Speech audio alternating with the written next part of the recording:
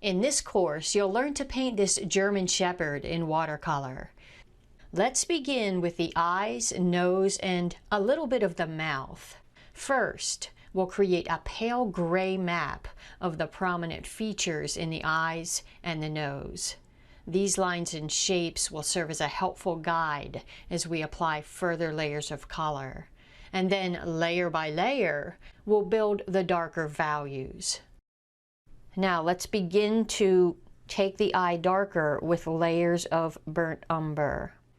Now because this is a pretty small eye, all you need is a tiny bit of color on the brush. As that dries, let's return to the nose and I'll lay in the underpainting. As we've done that, the eye has dried. I think I need to go back in and reinforce where the darkest parts are again. What we'll do now is use a mid-tone gray to begin to unify and work around those lighter shapes. And the nice thing is, if you would happen to lay in something that you don't like, it's pretty easy to lift.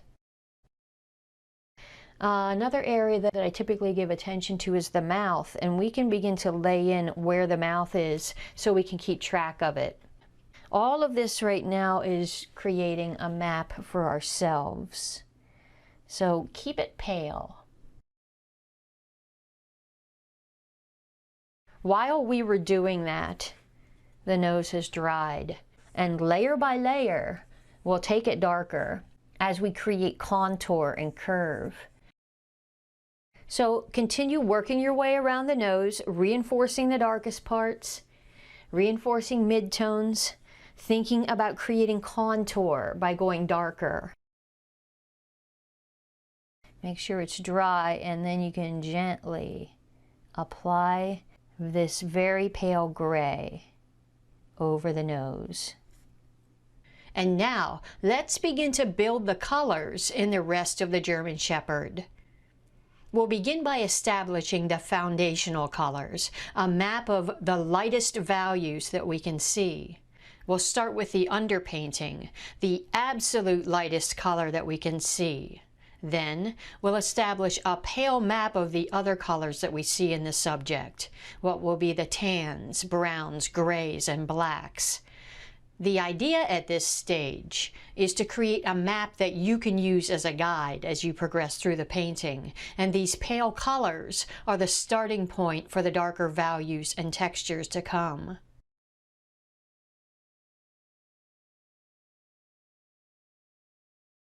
And we're ready for the next stage of the painting, where we'll slowly take this dog darker and further establish those tans, browns, grays, and blacks, and the pink and bluish purple in the ear. We'll begin with what will be the darkest parts, not the darkest yet, and we'll apply layers of color and textures of fur based on what we see. Then we'll create midtones and lighter values, going a little darker and unifying everything. I'm feeling that I'd like to continue to refine the grays and blacks around the mouth and nose. And I often do this kind of thing in this stage of the painting. I focus on one area, taking it almost to completion. Let's continue to establish details and darker values in the head. We'll give attention to what will be the darkest parts, then the midtones, all the while creating contour and textures and smooth transitions. It's helpful to break the dog down into smaller areas, and it's also useful to establish one color at a time.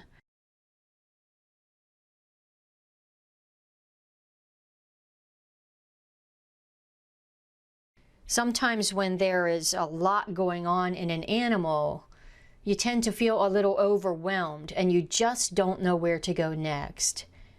One thing that you could do is move into the areas that contain fur and establish a pale map of fur.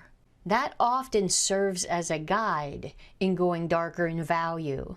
And it will also help to create the impression of contour.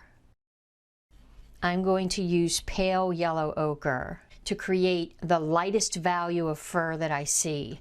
But if I end up not liking it, I'll adjust the color as we go.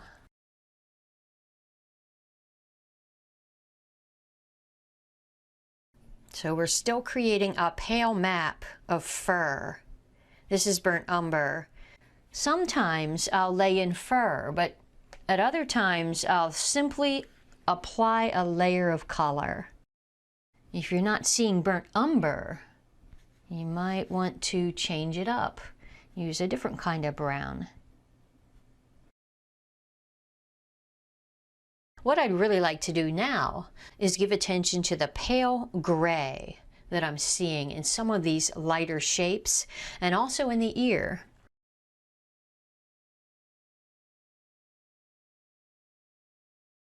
So dip your brush in water and give it a shake. So it's damp but not dripping wet. And go over the fur, applying your damp brush in the direction of the fur. So this is slightly smoothing everything.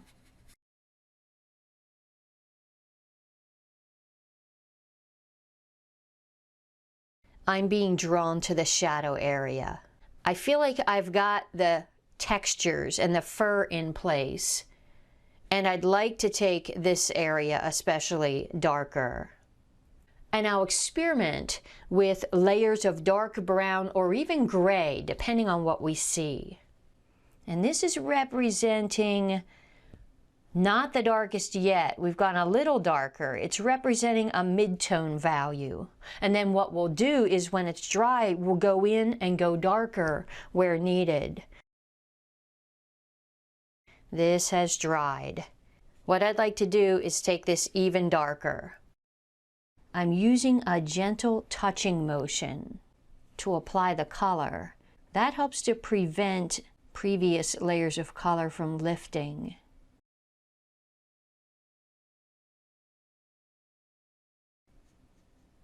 And I think that will do it. And look at what we've created. This is the darkest up here, and little by little it's becoming lighter in value, and you can see the fur. Because we've got different colors in this dog, you might feel like you're jumping around all over the place, and that's all right. So go where your eye leads you. And I'm being drawn to this gray fur. I think I'd like to take it darker. Now, the next thing I'll do is lay in what seems to be the darkest fur.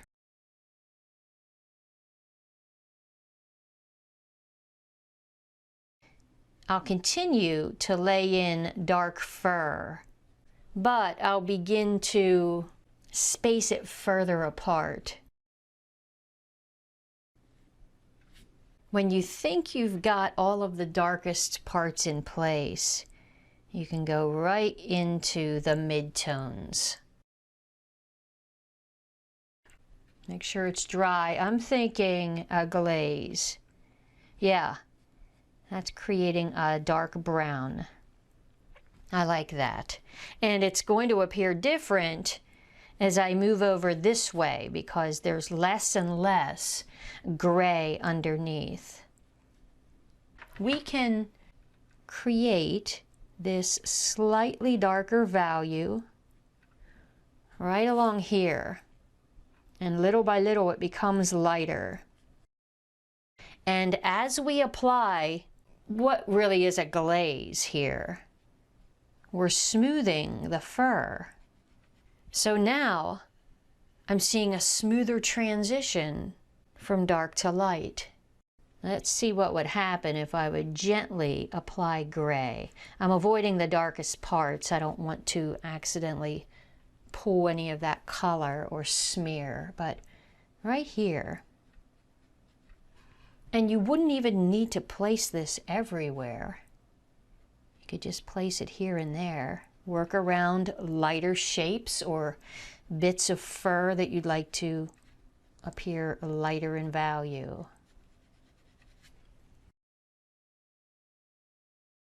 Things are coming together. And I find that as I refine, the areas that need attention begin to stand out more. And this would be a good time to lay in that pinkish bluish purple color because it will soften those previous textures. So what I'm going to do first is apply a pale layer of pink. Now I'm going to lay in this very pale blue right over that pink. And that's creating kind of a pink purple.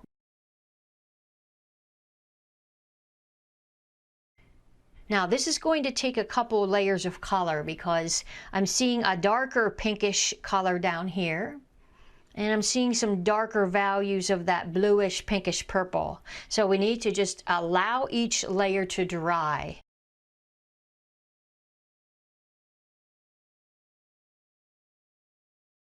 Now the next thing I'd like to do is apply some glazes to larger shapes to refine color and continue to smooth. And I'm looking for places where color could be adjusted or where places could go a little darker. I'm looking at the overall head, neck, and chest. Do you need to take any of the darkest parts any darker?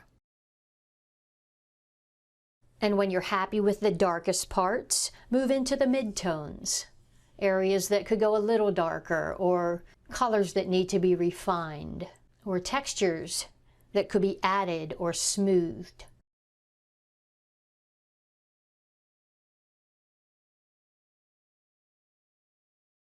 Finally, take a look at the fur. Would you like to smooth overall? And I'll work my way around looking for any textures or fur that needs to be smoothed. Let's finish the collar. Look for shapes that will be the darkest.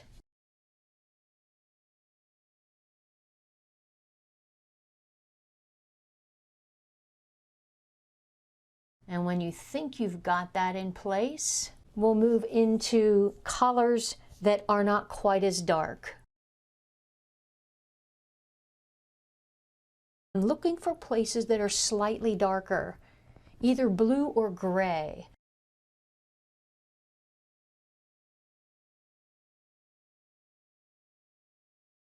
So I'm looking for anywhere that could use a bit of blue that's maybe not quite as dark. I'm wondering if a glaze of blue, the consistency of tea over everything, will help to unify. So let's get started with final refinements. And the goal is to unify, to make sure everything works together and makes sense.